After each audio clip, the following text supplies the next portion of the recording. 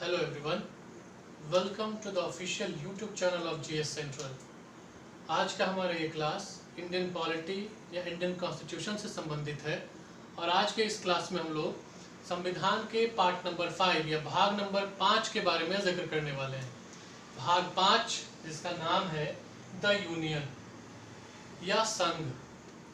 जैसे कि संविधान के हर अलग अलग पार्ट्स में अलग अलग आर्टिकल्स होते हैं, उसी प्रकार भाग 5 में भी आर्टिकल्स है और भाग 5 में आर्टिकल नंबर 52 से लेकर के आर्टिकल नंबर 151 तक उसमें उल्लिखित है।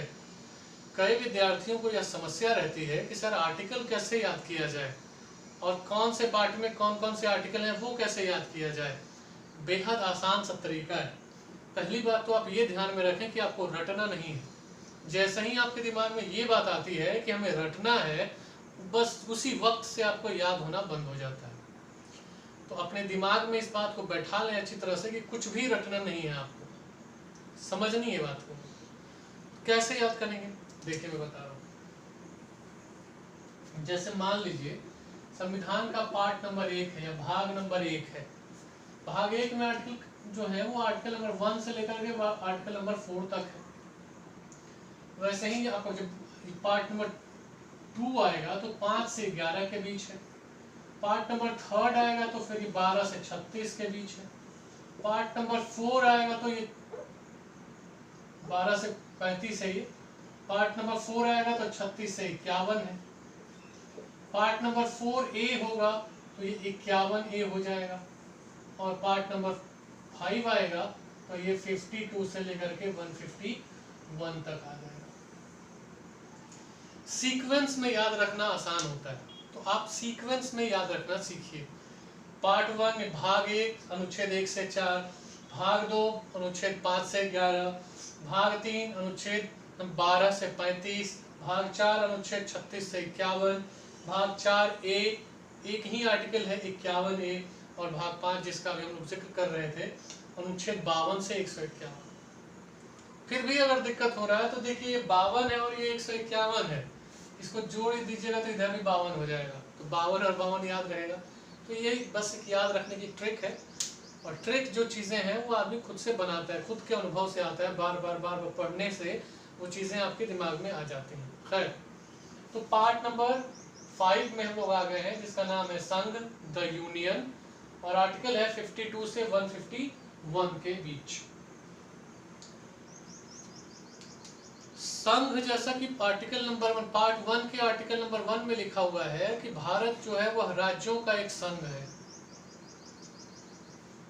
और यहाँ जिस संघ की बात हो रही है दोनों में थोड़ी भिन्नता है। वह राज्यों का एक संघ है और यहाँ जिस संघ की बात हो रही है मतलब केंद्र सरकार के स्ट्रक्चर की बात हो रही है। भारतीय जो केंद्र स्तर पर भारत में जो सरकार है उसकी संरचना के बारे में बात हो रही है। आइए देखते हैं। कई बार लोग पूछ लेते हैं कि भारत की जो सरकार है, भारत सरकार के कितने अंग हैं। ठीक है, भारत सरकार के कितने अंग हैं, तो आपको जवाब में बताना होगा कि भारत सरकार के 3 अंग हैं। भारत सरकार कितने अंग हैं? 3 अंग हैं। कौन कौन देखते हैं। नंबर 1 में होती है विधायिका, लेजिस्लेचर। दूसरा जो हिस्सा है वो है कार्यपालिका, इंग्लिश में एग्जीक्यूटिव। और तीसरा हिस्सा जो है वो है न्यायपालिका।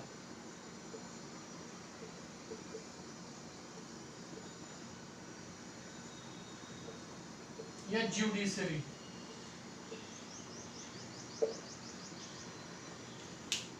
तो केंद्र सरकार के या भारत सरकार के 3 हिस्से हैं। एक विधायिका है, दूसरी कार्यपालिका है और तीसरी न्यायपालिका है।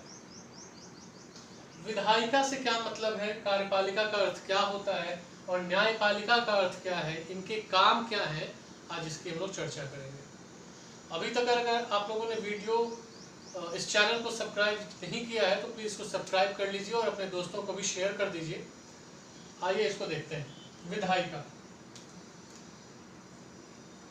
विधायिका का मतलब है भारत के संसद, भारतीय संसद या इंडियन पार्लियामेंट में जितने सदस्य हैं वो सारे विधायिका का हिस्सा हैं। भारतीय संसद के सभी सदस्य विधायिका के हिस्से हैं।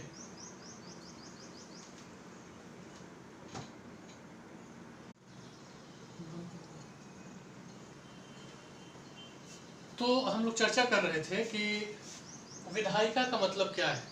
तो मैंने जैसा कि बताया कि भारतीय संसद, इंडियन पार्लियामेंट में जितने सदस्य हैं, जितने सदस्य का मतलब लोकसभा के सारे सदस्य और राज्यसभा के सारे सदस्य, उन सबको मिला करके हम विधायिका कहते हैं या लेजिस्लेचर कहते हैं उनको। पार्ट्स ऑफ लेजिस्लेचर या members of legislature. Members of Indian parliament are also members of legislature, Indian legislature. विधायिका के वो हिस्से हैं, केंद्र स्तर पर की विधायिका के हिस्से हैं।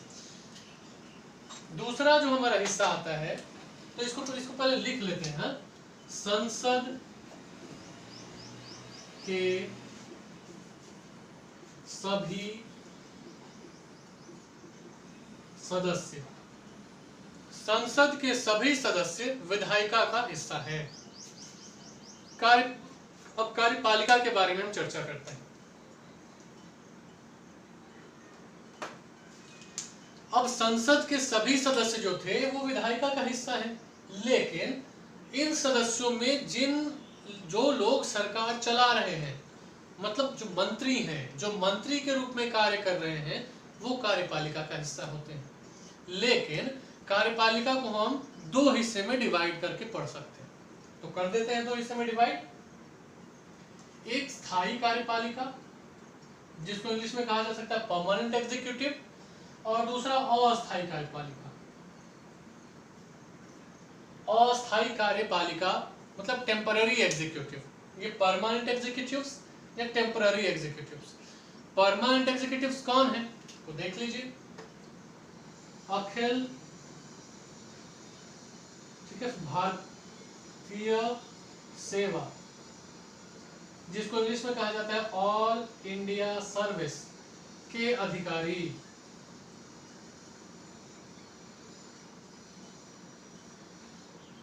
All India service, Akhil Bharatiya सेवाओं के जो अधिकारी हैं वो परमानेंट एग्जीक्यूटिव के रूप में काम करते हैं। जैसे इसमें कौन कौन से लोग आएंगे, तो आप बहुत ही ध्यान से याद रखिएगा। आईएएस आते हैं, आईपीएस आते हैं और आईएफएस आते हैं। आईएएस का मतलब है इंडियन एडमिनिस्ट्रेटिव सर्विस, आईपीएस का मतलब है इंडियन पुलिस सर्विस, और यहाँ आईएफएस है। यही बहुत मजेदार बात है, आईएफएस में बहुत लोग कंफ्यूज हो जाते हैं। आईएफएस का यहाँ पर मतलब है Indian forest service. Foreign service भूल के मत बोलिएगा, वो गलत हो जाएगा। इंडियन फॉरेस्ट सर्विस, वन सेवा जो है वो अखिल भारतीय सेवा है, जबकि इंडियन फॉरेन सर्विस, भारतीय विदेश सेवा जो है वह केंद्र स्तरीय सेवा है, सेंट्रल सर्विस है। तो इस कंफ्यूजन अगर आपके भी मन में है तो इसको दूर कर लीजिए। आईएफएस का मतलब यहाँ पर अखिल भारतीय सेवा, ऑल इंडिया सर्विस से है। तो ये हो गया अखिल भारतीय सेवा, ऑल इंडिया सर्विस के अधिकारी आईएएस, आईपीएस और आईएफएस। अस्थायी कार्यपालिका कौन है या टेम्पररी कार्यपालिका कौन है, तो टेम्पररी कार्यपालिका जो लोग इलेक्शन जीत कर आए हैं, जो मंत्री बने हुए हैं, जो इलेक्शन जीत कर आए हैं, जो निर्वाचित प्रतिनिधि हैं, वो टेम्पररी एग्जीक्यूटिव्स हैं, अस्थायी कार्यपालिका है। इसके बारे में लिख लेते हैं।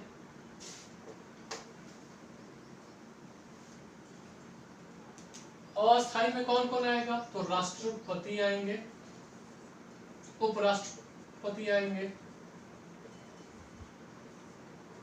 प्रधानमंत्री आएंगे इसी में, और पूरी मंत्री परिषद भी इसी का हिस्सा होगी।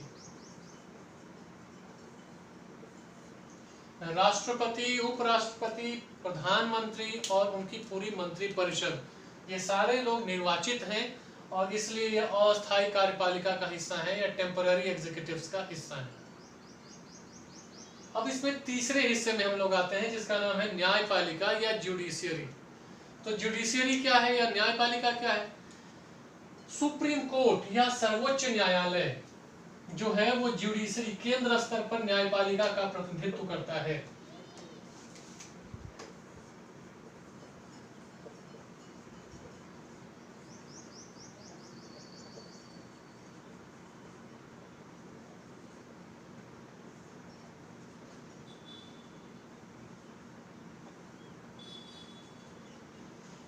सर्वोच्च न्यायालय या सुप्रीम कोर्ट। तो हम लोग अभी चूंकि केंद्र की बात कर रहे हैं, यूनियन की बात कर रहे हैं, तो यूनियन स्तर पर न्यायपालिका का प्रतिनिधित्व सुप्रीम कोर्ट करता है, जिसे हिंदी में सर्वोच्च न्यायालय कहते हैं।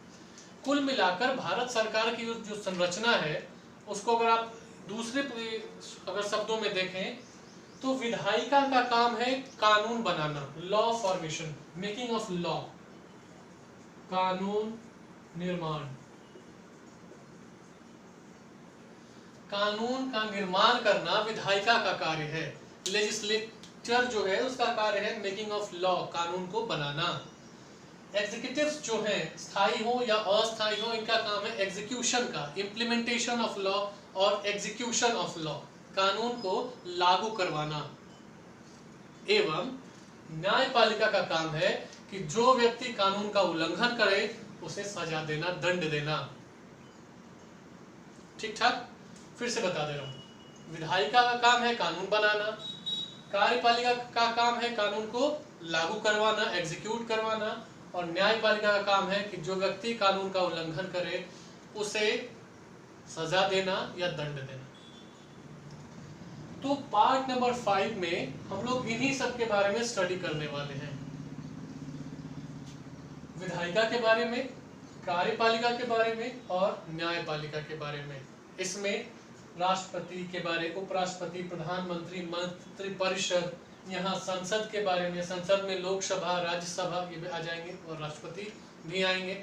एक बात और याद रखिए, president is the very important part of Indian parliament.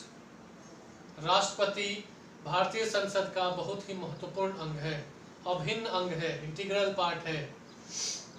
और फिर लास्ट में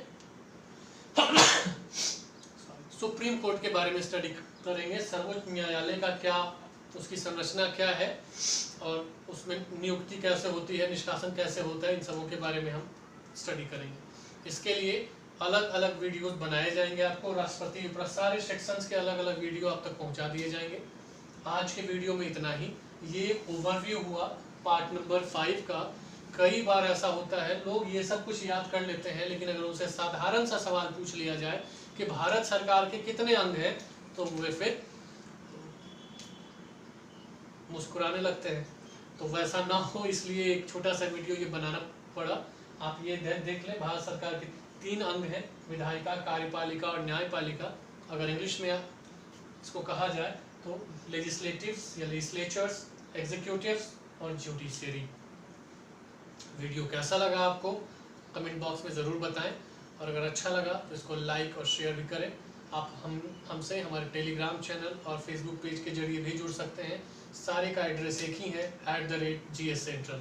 थैंक यू वेरी मच।